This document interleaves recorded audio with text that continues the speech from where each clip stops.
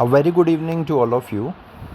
In the last video, I discussed about the transportation in plants, and in that, I discussed two parts of it.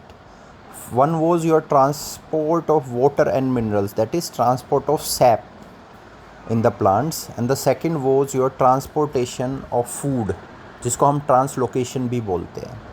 So we have completed that topic, and now I am moving on to the last topic of life processes, that is the last life process which is in the class 10th syllabus, and that is excretion. Now this excretion means, first of all, you should know the meaning of excretion, which a system is just like in transportation in human being, circulatory system was responsible. So which system is going to be responsible for the excretion in human body? So let us start with it. Excretion means removal of harmful waste from the body. Body से जो harmful चीज़ें होती है उनका बाहर निकालना, इस process को कहते हैं एक्सक्रीशन.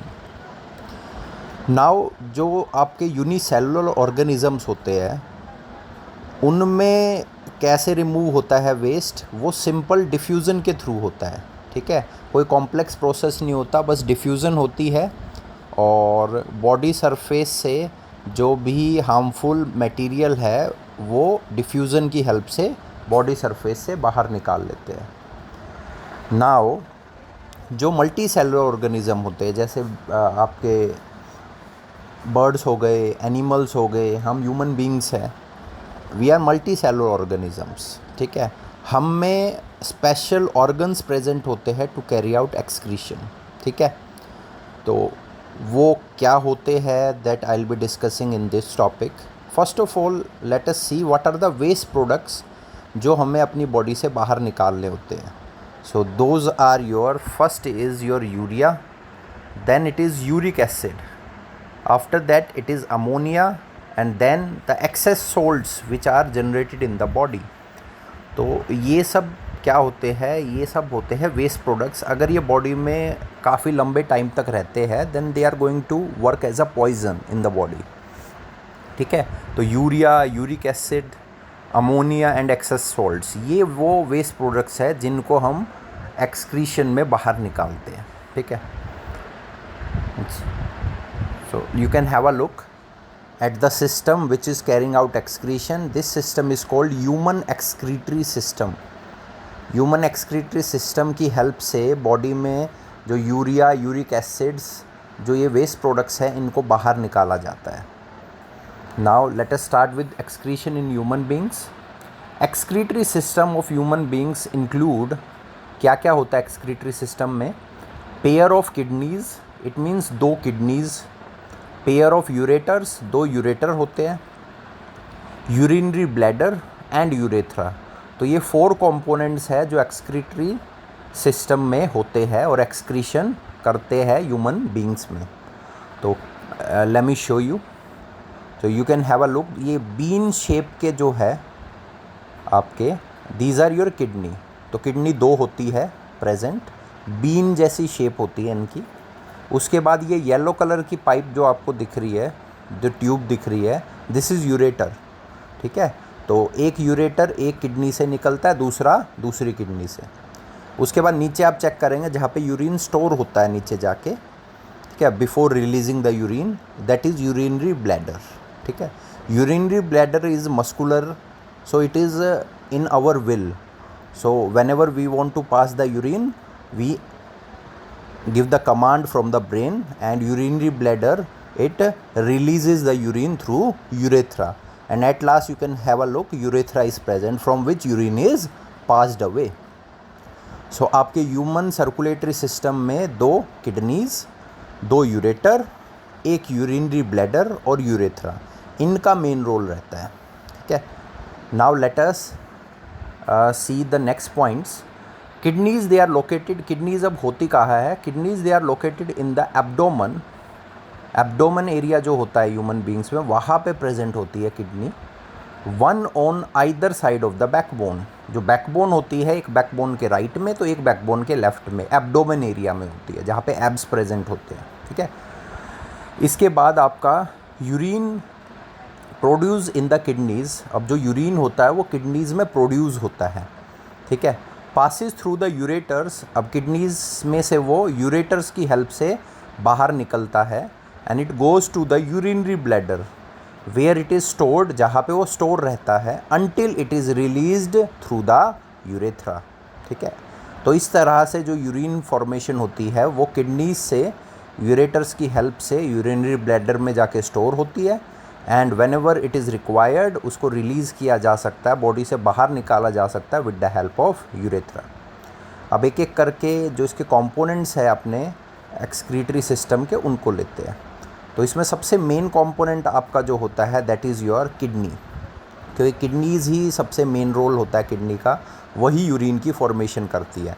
एग्ज़ाम्स में ये सब चीज़ें पूछी भी जाती है आपकी। तो let us start with the kidney. तो किडनी की सबसे पहले शेप कैसी है, मैंने बताया ही था, बीन शेप होती है किडनीज़ की, बीन की तरह। After that kidney is composed of many filtration units called nephrons. अब किडनीज़ के अंदर फिल्ट्रेशन यूनिट्स होती है जिनको हम नेफ्रॉन्स कहते हैं। नेफ्रॉन्स वो है जो किडनीज़ में यूरिन की फॉर्मेशन करती है, क्या। सो वेरी इंपॉर्टेंट, एग्ज़ाम में पूछा जा चुका है, which is called the filtration unit of kidney, nephron, या फंक्शनल यूनिट भी कहा जाता है इनको किडनी की। जैसे अपनी जो जैसे व्हीकल होते हैं, कार होती है, उसमें सबसे मेन इंजन होता है, इंजन के बिना कार नहीं चलती। ऐसे किडनी होती है, किडनी के अंदर सबसे मेन जो चीज़ होती है that is the nephron. Nephron के बिना किडनी फिल्ट्रेशन नहीं कर सकती, नेफ्रॉन ही इसकी फिल्ट्रेशन यूनिट होती है।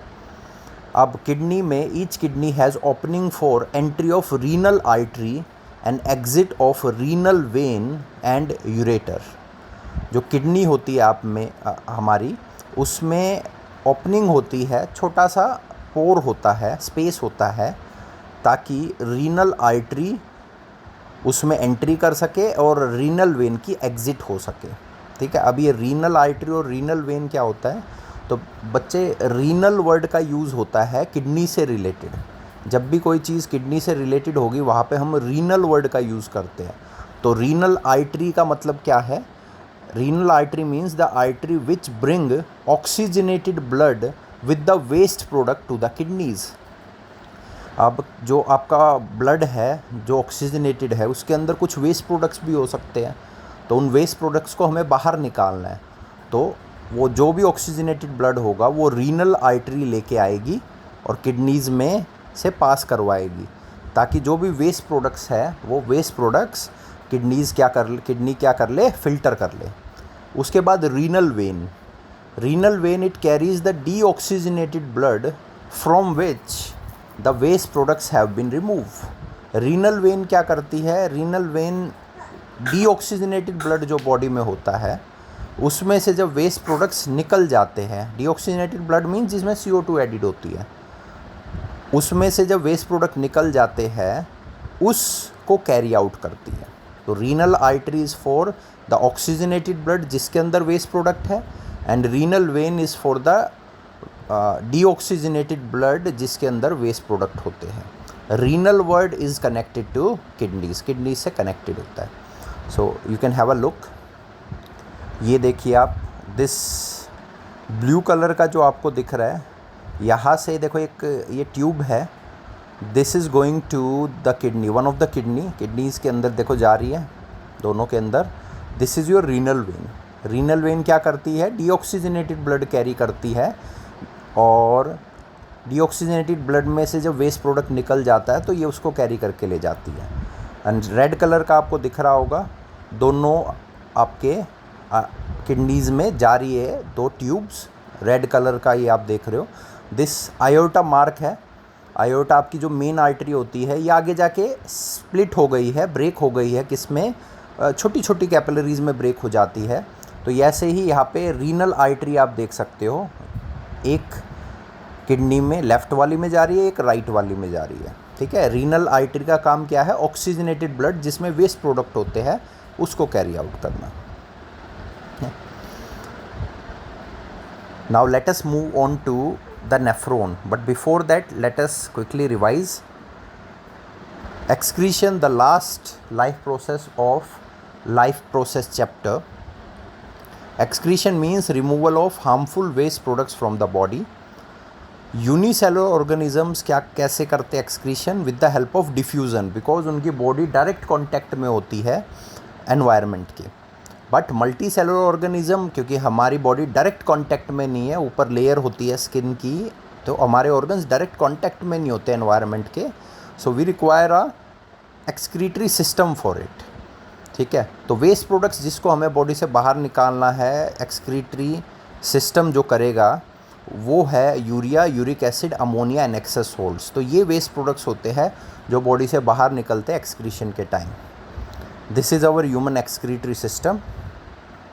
एक्सक्रीशन जब ह्यूमन बींग्स में होता है तो एक्सक्रीटरी सिस्टम से होता है, और excretory system includes 2 kidneys, 2 ureters, 1 urinary bladder and urethra. Kidneys abdomen area में प्रेजेंट होती है, बैकबोन के लेफ्ट और राइट में होती है एक किडनी.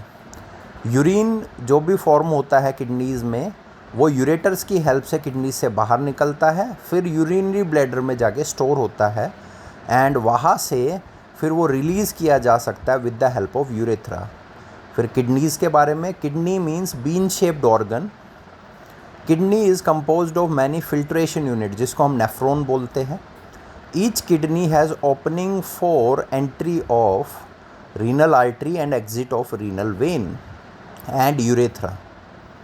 रीनल आर्टरी होती है हमारी which bring oxygenated blood with waste products. Renal vein which carries deoxygenated blood from which waste products have been removed. अब देखते हैं नेफ्रॉन बेटा. Nephron is your filtration unit, और we can say the functional unit of kidney. It is made of tangle tubes and filtering part called glomerulus.